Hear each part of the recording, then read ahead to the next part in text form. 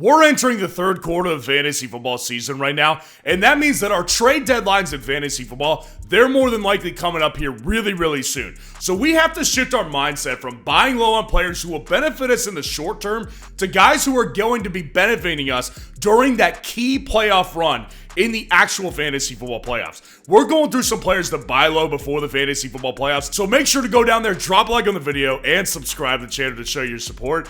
And we're going through our first guy right here. You're going to love this one. Breece Hall of the New York Jets. You need this guy for your fantasy football playoffs. Half of the room thinks that this guy is not a buy low, and then the other half of the room is like, why would I buy this guy low? Listen, we're going to go through both those questions here. Let's just look at what Breece Hall has done on a per-game basis heading into Week 8 fantasy football. So this guy has been averaging 14.8, roughly 15 fantasy points per game in a half PPR format. He's basically averaging almost 20 opportunities per game through both attempts on rushing and targets per game. So this guy is still getting the necessary amount of volume on a per-game basis that a running back one needs in fantasy football. Now, obviously, the concern has been with Braylon Allen throughout some parts of the season. Early on, we started to get some concerns about Braylon Allen. Then those went away the past several weeks. Then they reemerged after Week 8 because Braylon Allen did have 12 carries in that game versus the New England Patriots, where they unbelievably humiliated in a loss versus New England.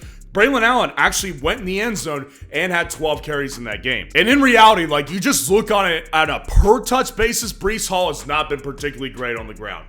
3.7 yards per carry entering Week 8. That is not his normal number. That is not Breece Hall on a normal basis here. He's usually way more efficient than he has been this year on the whole. So that obviously answers the question of, yes, this guy is a buy low in certain circumstances here.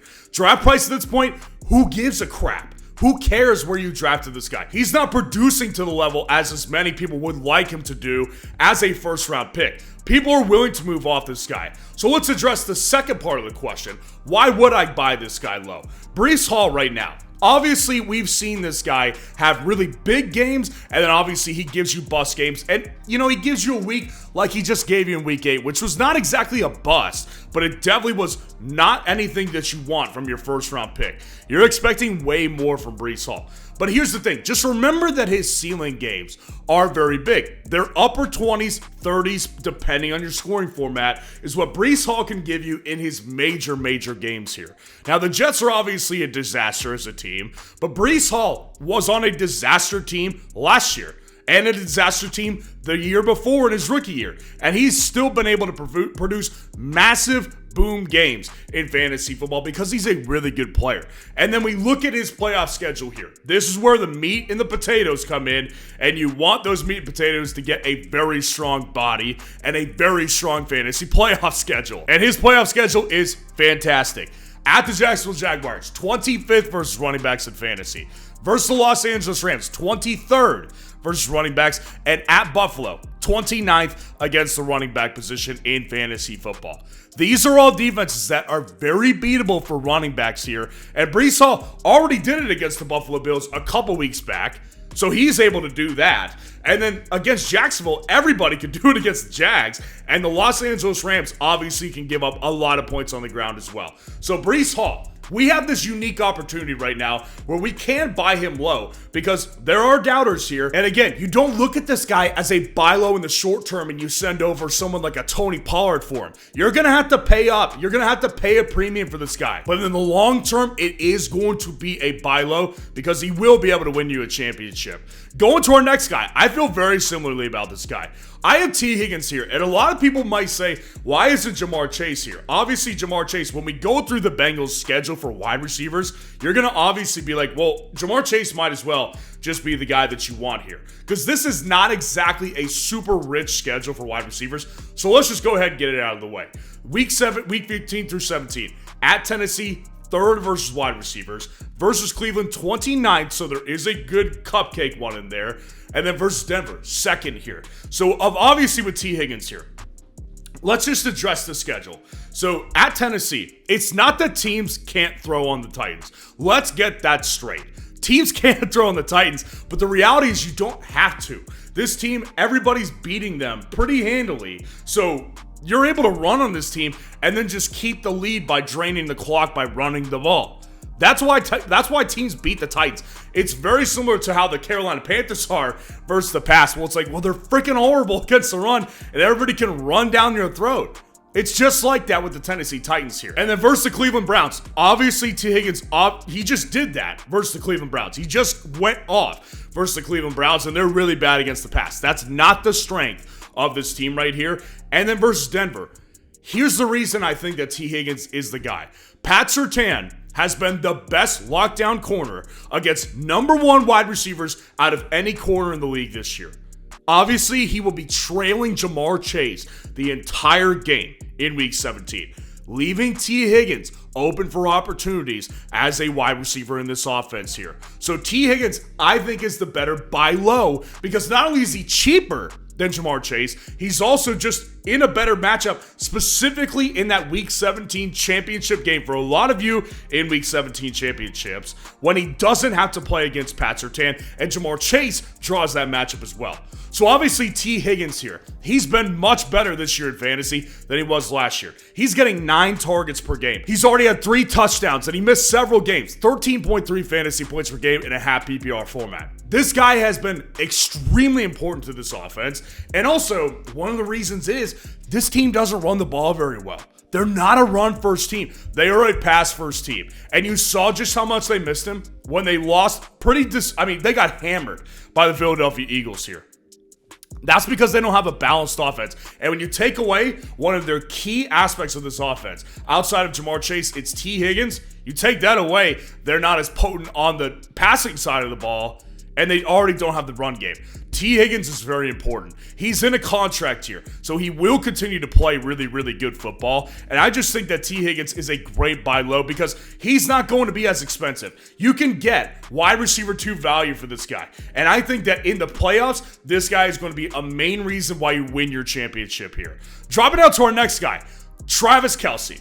Obviously, again, doesn't look like a buy low because he just had his biggest game on National Tight Ends Day. I guess that was the day that just happened here. Whatever. Travis Kelce just played the best game of his entire season in Week 8 versus the Raiders here. Again, why is he a buy low? Think long term on this one right here. Let's look at what he was doing before Week 8 actually happened. 6.4 fantasy points per game in a half PPR format. 6 targets per game. Not like he's not important in this offense. Just flat out has not been very good. With Travis Kelce, I'm just going to tell you this right now. Let's just go through the schedule here, and then I'm going to give you my theory. My theory is great. I hope you're going to love it. So Travis Kelce, weeks 15 through 17. At Cleveland, 6 versus tight ends, not great. Versus Houston, 8 versus tight ends. And at Pittsburgh, 22nd versus tight ends here. So again, you've got one really good matchup in that championship game, and then those other two, no, they're relatively tough versus tight ends here. But let me just give you my theory on this one right here. You ready? So Travis Kelce, in my opinion, I have always thought that based on last year, the way that he played in the playoffs for this NFL team, the actual NFL playoffs for the Kansas City Chiefs, the way that he played was so good. He looked like a night and day different player than he did earlier in the season. And I was like, okay, there's a reason for this. Because they're trying to save him for the playoffs, and he's trying to save himself for the playoffs. So he hits a second gear once he gets to the playoffs. Well, the reality with the Kansas City Chiefs is that they've been so ravaged with injuries as a collective team, specifically to their pass catchers here, that he's become more and more important. And again, what we just saw serves as confirmation that he's not lost. He still has elite games in him, as I've been saying for a while. This guy can pull elite games out of his hat because he's still a Hall of Fame player. Travis Kelce, in those last couple games, I bank on him having some big games here. So again, when I'm looking at somebody like a Cade Otton who's coming off a big game, I'm willing to do that move because I know that Kelce, I have a lot more confidence than I do with Cade Otton in those fantasy football playoffs. So to me, Travis Kelce makes a ton of sense to get him before the fantasy playoffs, just as much sense as James Conner does. James Conner, I think, is a great buy low. This guy, he is so good. Like, this guy has been so good. And in fantasy, like, sometimes he does have those off games. Now, here's the problems that I have with this one. I'm just going to get the problems out of the way first. The number one problem with him is that every single year, you can almost kind of bake in an injury here at some point. Like, he has not played a full 17 games really the last several years. He's always dealing with some sort of injury at some point. The number 2 problem I have is that the Cardinals, they are a hot and cold offense, but they appear to be catching a really good streak right now. So hopefully they can hold up with that. But that is not exactly a set in stone thing that I'm ready to count on for James Conner year long. They can lose games, and they can lose games because their offense is very good. Let's just get those out of the way, right? But now let's get to the good stuff. Weeks 15 through 17. Versus New England, 31st versus the running back position in fantasy. At Carolina, dead last versus running backs. And at Los Angeles Rams, 23rd versus running backs here. The schedule honestly couldn't be better. Like, this schedule here for James Conner in the fantasy playoffs is absolute money. If you're in a money league, this guy can win you this money.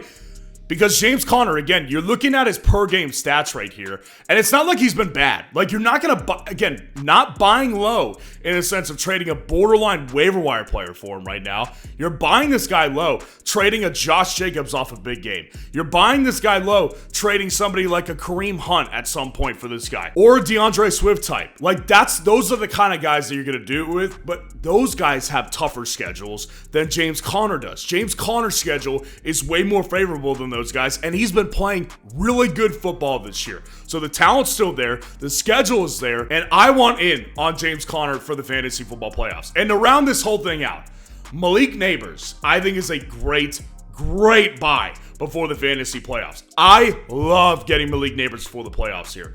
First of all, let's address the obvious. With Daniel Jones, it's scary. It's a very scary proposition when you have Daniel Jones, your quarterback, and you're coming at me saying, like, yeah, we can rely on him in the fantasy playoffs. I understand that it's a very scary proposition. But number one, if you drafted him, you should have known what you were getting into. This was always going to be the case. But number two is that just look at that down game that he had with Daniel Jones in week 7. His down game in week 7 was not even that bad. In a half PPR format, 6.1 fantasy points per game. Obviously, that's not a good week, but that is just not like bottom tier stuff. He still had 8 targets in that game and 4 catches for 41 yards.